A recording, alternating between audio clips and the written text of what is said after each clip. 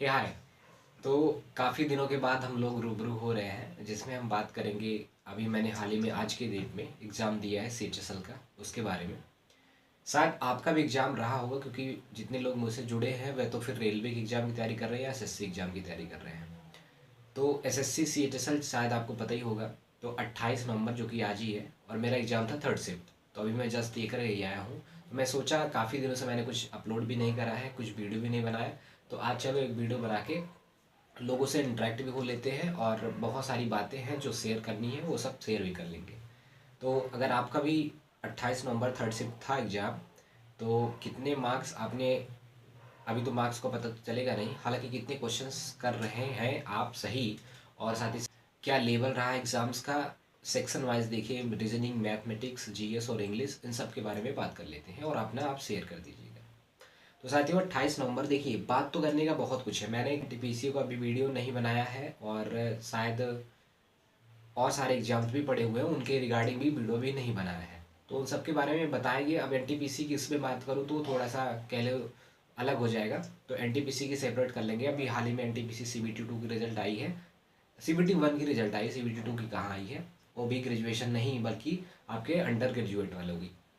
तो उसके रिगार्डिंग भी थोड़ी बात करनी थी, क्योंकि बहुत सारे लोग इसमें फेल हुए, क्योंकि बहुत सारे लोग का ऐसा मैंने देखा कि पॉइंट पॉइंट से हुआ, तो उनके लिए भी कुछ खास बातें थी जो कि बतानी थी। और कमेंट्स भी आ रहे थे कि मैं नेक्स्ट वाला जो एनटीपीसी है उसके लिए प्रिपेयर होना चाहता हूँ, तो किस तरीके से क्या कुछ करूँ, तो उसके लिए एक सेपरेट ले लेंगे। हालांकि इसके ये जो वीडियो है, खास करके बात होगी आज बेसिकली सीएचएसएल के बारे में। तो साथियों, एग्जाम आपने दिया होगा तो पता ही होगा आपको एग्जाम के लेवल क्या रहा है। तो मैथमेटिक्स और रीजनिंग के जो लेवल है वो ठीक ठाक है। ठीक ठाक इन द सेंस की बहुत हाई फाई नहीं, डुएबल है। कोई भी बंदा है क्वेश्चंस कर सकता है। कितने क्वेश्चन कर सकते हैं? एक क्वेश्चन अगर रीजनिंग में छोड़ दे और 2 क्वेश्चन मैथमेटिक्स में छोड़ दे, जो कि हालांकि मेरे शिफ्ट में ज़्यादातर बच्चों का यही हुआ है। अब ऐसा नहीं है कि सारे बच्चों ने 2 क्वेश्चन छोड़ दिए हैं, ऐसा नहीं कि सारे बच्चे 2 क्वेश्चन छोड़ दिए, कुछ लोगों ने एक क्वेश्चन भी छोड़े हैं, और कुछ लोगों ने दोनों क्वेश्चन अटेम्प्ट कर लिए हैं। तो चीज़ें वेरी करती हैं, बट मेजॉरिटी में देखा जाए तो 2 क्वेश्चन ऐसे थे जो कि नहीं बने। हालांकि मैथ के क्वेश्चन सिंपल आ रहे हैं, और रीजनिंग भी काफ़ी सिंपल थी। रीजनिंग में नंबर वाइज जो क्वेश्चंस आ रहे हैं, नंबर वाइज कह लीजिए आप, वो ज़्यादा है। 3-4 क्वेश्चन नंबर में है। ये तो मैथ की होगी और रीजनिंग होगी। बात रही क्वेश्चन, कौन सा क्वेश्चन टफ था कौन सा, ये थोड़ा सा रिवील करना प्रोहिबिटेड है। तो चलो वैलिड मान लेते हैं उनकी बातों को। अब आते हैं इंग्लिश में।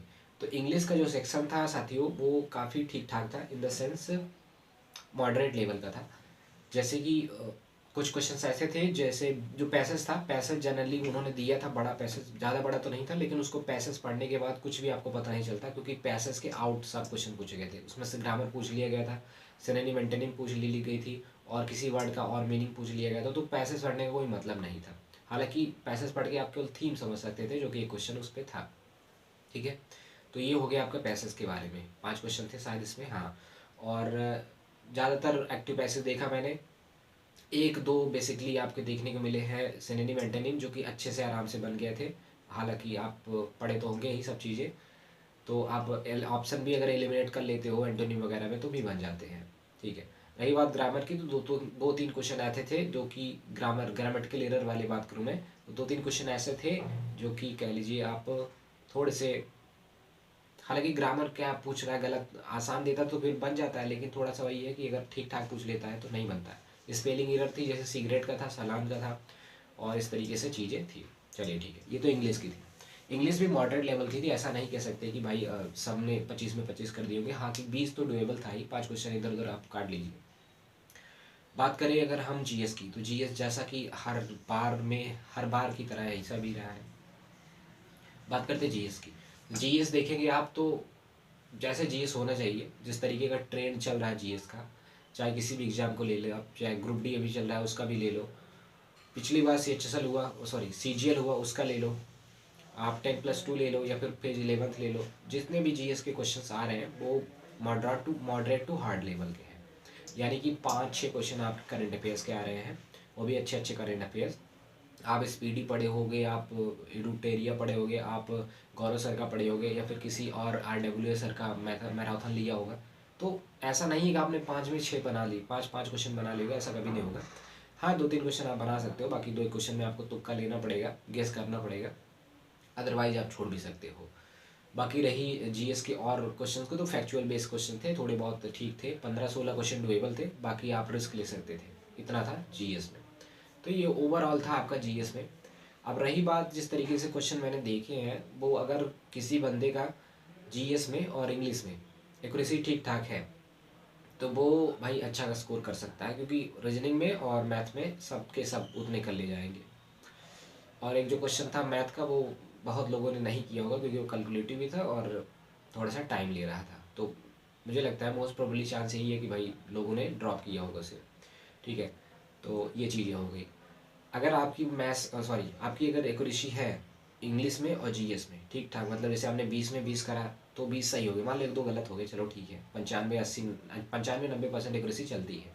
तो अगर मान लो आप 20 किए 19 सही भी तो तब भी ठीक है। आपने अगर 21 किया इंग्लिश में, 22 इंग्लिश में किया, अगर एक गलत हो जाता वो भी सही है। लेकिन अगर 4-5 क्वेश्चन गलत हो तब आपका जो है मार्क्स कम हो जाता है और फिर नेगेटिव मार्किंग के हिसाब से आपका मार्क्स भी कट जाता है। जिस तरीके से पेपर था उस तरीके से अगर मैं बात करूँ तो कट ऑफ जो है वो मुझे लगता है 150 के प्लस ही जाना चाहिए इसका, सीचेसन का। सीजीएल का तो आपने देखा ही होगा, सीजीएल का पेपर ठीक ठाक था, आंसर की भी आई तो बहुत कम नंबर आया बच्चों का, और पिछली बार के जो एवरेज मार्क्स थे उससे भी कम आए। तो सीजीएल की तो बात छोड़ दीजिए, और सीजीएल का पता नहीं कब तक होगा कब तक नहीं होगा। जिस तरीके से एसएससी चल रही है अभी आप देखे होंगे, एमटीएस का भी डेट इन्होंने अनाउंस नहीं करा है, सीजीएल का मेंस ने अनाउंस नहीं हुआ है, बहुत सारी चीज़ें अभी आप देखें कि फेज 13 का वो रिजल्ट नहीं आया है। तो बहुत सारी चीज़ें हैं, जैसे एसएससी चल रही जिस तरीके से, तो लोग परेशान हो चुके हैं एसएससी, सही बात तो यही है। अब देखो कब सुधरता है। ये जो फेज था ना 2017 2018 19 वाला, वही वाला फेज फिर चलने लगा एसएससी का शायद, तो डिले भी होगा। अब देखिए अब जनवरी में लगभग आपके पूरे दिल्ली पुलिस के एग्ज़ाम लग चुके हैं, तो ये चीज़ें हैं।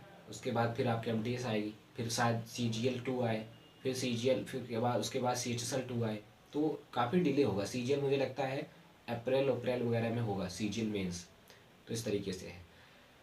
बाकी मेरा क्या अटेम्प्ट रहा है, मैंने कितने क्वेश्चन करे हैं, ये चीज़ें तो बता सकता हूँ, ऐसा नहीं है। हालांकि मैं रिस्क लेता हूँ थोड़ा सा, मैं ज़्यादा प्रयास करता हूँ करने का। तो मैंने 23 क्वेश्चन करे हैं मैथमेटिक्स में, 2 क्वेश्चन छोड़ दिया था जो कि नहीं बन रहे थे, तो अभी इसे छोड़ ही दिया था। और 25 में से 24 क्वेश्चन किया था मैंने रीजनिंग में, एक क्वेश्चन नहीं बन रहा था वो भी छोड़ दिया था रीजनिंग में। हालांकि करता तो कर लेता, लेकिन वही है कि टाइम खा जाता फिर।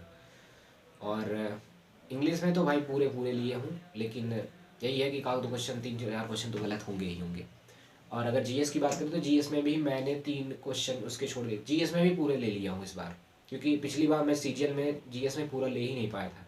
मैं सोचा कि भाई साहब गलत होगा, और मुझे आ भी नहीं रहा था उसमें, लोगों ने कहा था कि ऑप्शन एलिमिनेशन कर लो। हालांकि इसमें जो जीएस था वो ऑप्शन एलिमिनेशन जैसा कुछ नहीं था, क्योंकि 1-2 क्वेश्चन थे जो कि कह लीजिए आप 2-3 ऑप्शन बेस्ड थे, बट लाइन बेस्ड थे 2-3, लेकिन वो आसान थे, वो कर लेते आप। तो बहुत ज़्यादा सीजीएल के जैसा वो जीएस नहीं था, बट ठीक ठाक था। तो 25-25 लिया हूँ, देखो कितने सही होते हैं। तो ओवरऑल मैंने 97 अटैम्प्ट करे, 3 क्वेश्चन छोड़ दिए थे, वो भी मैथ्स के और रीजनिंग के।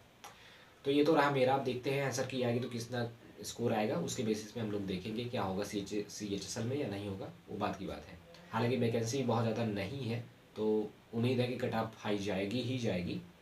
उसमें आएगा मेरा नाम या नहीं आएगा वो देखेंगे। अब बात करते हैं एनटीपीसी की। तो भाई साथियों, एनटीपीसी 20 दिसंबर को आपका एग्जाम लग चुका है CBT 2 का। बहुत सारे बच्चे ऐसे थे जिनका नहीं हुआ है, पॉइंट से नहीं हुआ है। वो कह भी रहे थे कि भाई कैसे कुछ किया जाए या फिर अच्छा स्कोर कैसे मार्क्स किया जाए। तो शायद 1-2 दिन में ही मैं एक स्ट्रेटजी वीडियो लाऊंगा जीएस पे, बेसिकली जीएस पे, तो कैसे कुछ करा जाएगा उसमें हम डिस्कस करेंगे, डील करेंगे चीज़ों को। बाकी जैसा भी है आपका स्कोर शेयर करिएगा, मिलते रहेंगे। और ऐसे मैं तो काफ़ी दिनों से इंटरेक्ट किया नहीं, काफ़ी दिन हो गए मुझे वीडियो डाले, तो अब लेकिन लगातार वीडियो आती रहेगी और आप लोग जुड़े रहिएगा। मिलते हैं नेक्स्ट वीडियो में। Thank you.